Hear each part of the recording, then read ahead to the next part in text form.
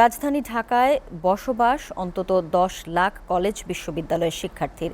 পরিবার পরিজন ছাড়া মাহে রমজানে তাদের ইফতার হয় বন্ধু ও সহপাঠীদের সাথে। রমজানের শেষ বেলায় শিক্ষাঙ্গনে নেমে আসে ইফতারের এক ভিন্ন আবহ। শিক্ষার্থীদের ইফতারের গল্প জানাচ্ছেন তাশরিক সঞ্চয়।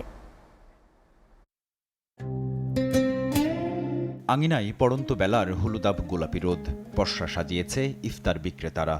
সবুজ প্রাঙ্গণে একে দুয়ে জড়ো হচ্ছে শিক্ষার্থীরা, প্রস্তুতি ইফতারের।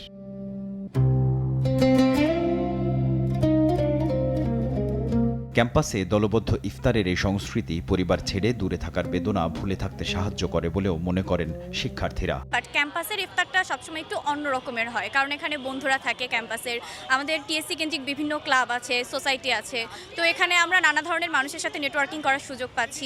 এখানে আসলে মনে হয় যে আমার পরিবার বা আপন লোকজনদের কাছে আসছি, এরকমই মনে হয়। কারো কাছে ক্যাম্পাসের ইফতার সাম্যবাদ ও অসাম্প্রদায়িকতার প্রতীক। আন্তরিকতা, হৃদয়ের যে টান, এটা সর্বোচ্চ একটা ব্রিজ হিসাবে কাজ করে ক্যাম্পাসের ইফতারটা। এটা সম্প্রীতির শ্রেষ্ঠ উদাহরণ। কিন্তু পরিবারকে ছেড়ে যখন আমরা বিশ্ববিদ্যালয় জীবনে পাড়া দেই, তখন কিন্তু এটা আমাদের সেকেন্ড একটা পরিবারের মতনই হয়।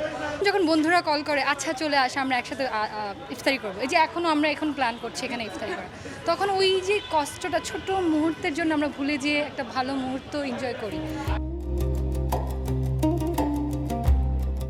মাহে রমজানের শুদ্ধতার বার্তা সবখানে ছড়িয়ে পড়বে, এমন প্রত্যাশায় এসব শিক্ষার্থীর।